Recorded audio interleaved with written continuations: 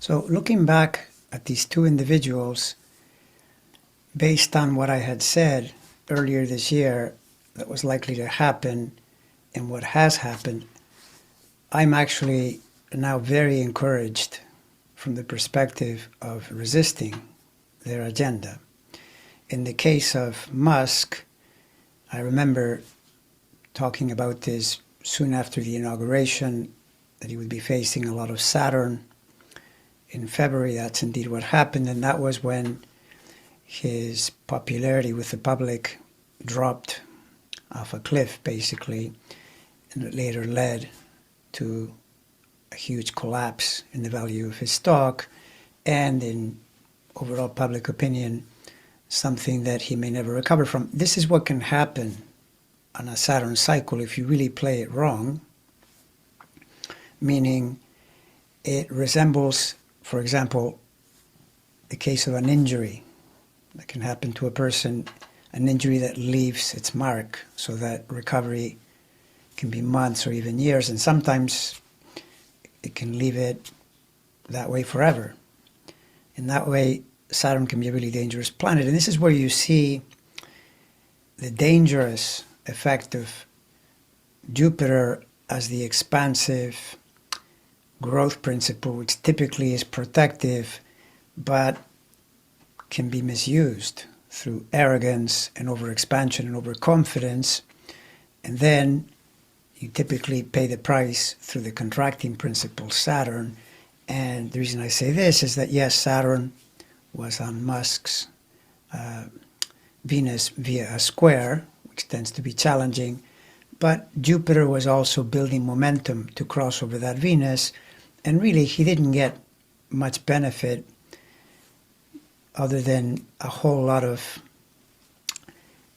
publicity, being in the public eye, but with a lot of negativity for the most part. Also, if you look at what he has accomplished, and with typical Jupiter bravado, he was talking back then about $2 trillion in savings, which not too long after, he said it would only be $1 trillion. And apparently, the overall effect is more like less than 100 billion. In other words, 1/20th of his original estimate. And even that is in court proceedings. So he really hasn't done much other than stir the pot and damage himself. Now, in his case, Jupiter does go into his sun sign in the summer. And this is where visibility in astrology, meaning you see what's going on, and then it's easier to get a sense of what might come next based on the planets that come next, or the cycles that come next. In the Jupiter going into Cancer, his sign now is looking more and more like this thing now that is being talked about quite a bit, leaving Doge either in whole or in part, having a much reduced role, probably because he needs to reconnect to his businesses. And so this is where Jupiter is more likely to manifest in the summer for him. Now, in the case of Trump, I remember talking about this in late February, early March, how March would be difficult because you could see the Saturn moving toward square of his sun and moon. Indeed, that's what happened. And there was a sense that it was probably the tariffs because the position of Saturn is in the tariff house, and yet no one could have predicted how reckless it actually was, its implementation. Although, given the fact that, again, Jupiter on the scene, Jupiter as the expansion principle that then is corrupted into overconfidence, overexpansion, and therefore mistakes are made. And just like with Musk, he may have done irreparable damage to himself through what he did in late March, early April, when he brought in these tariffs, because we know that a man of this character finds it impossible to backtrack, which is what he would need to do, because the whole plan is so ham-handed and stupid. And he's recognizing it in different ways, changing his mind and so forth because of what the market does, primarily, and including that we all know now that CEOs of Home Depot, Walmart, basically went to tell them, what we're anticipating is basically higher prices and empty shelves. So he is somewhere in that pea brain of his probably realizing that he made a big mistake, but he can't really backtrack. Although he's also quite shameless, so don't be surprised if he ends up in a very, very reduced tariff situation in order to save himself.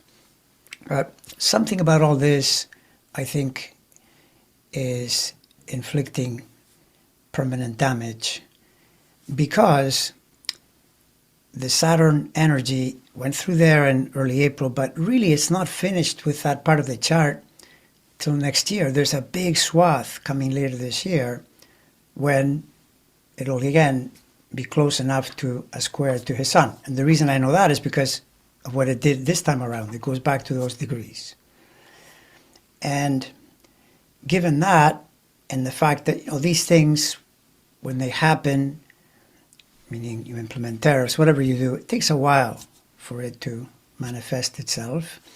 And yes, Saturn is around, having these squares, his approval is way down. He's kind of in a 60-40, 60 against him, 40 for him. But if anything, it's likely to get worse because the people that follow him, they're invested.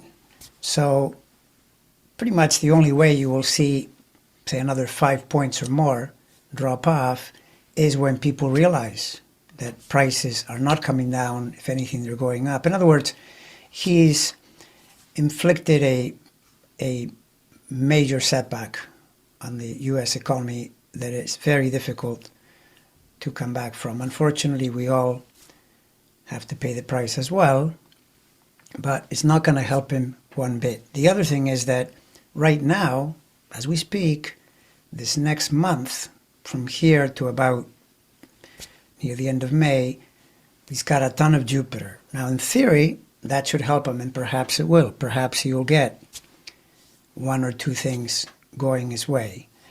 But I'm not even sure about that, because so far, everything is coming up snake eyes.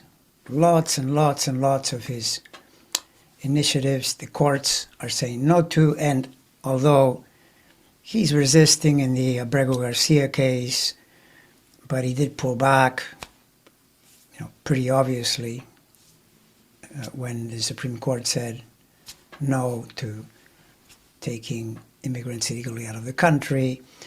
So, to me, it's looking pretty grim. We'll see if he gets any kind of benefit from the Jupiter.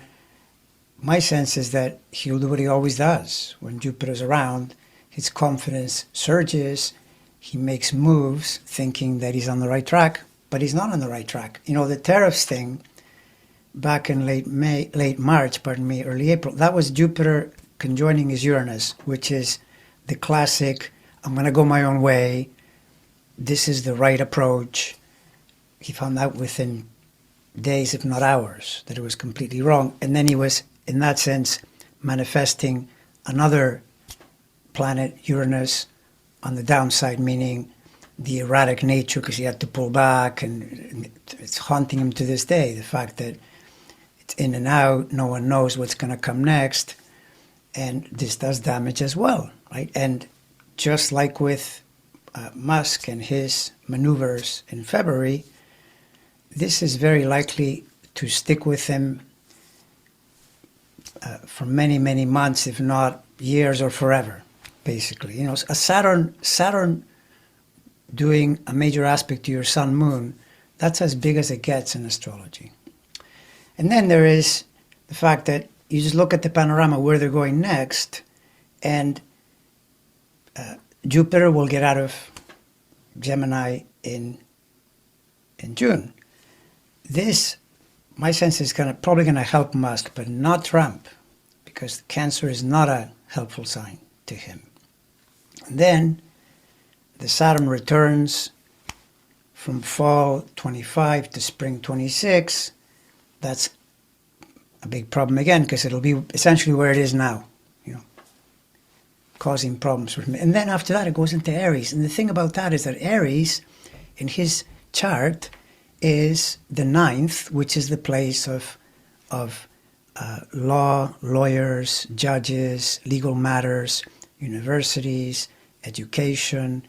All of that have been the themes he has been playing with. Well, Saturn there, it's the stop sign. It blocks you, it delays you, it pushes back.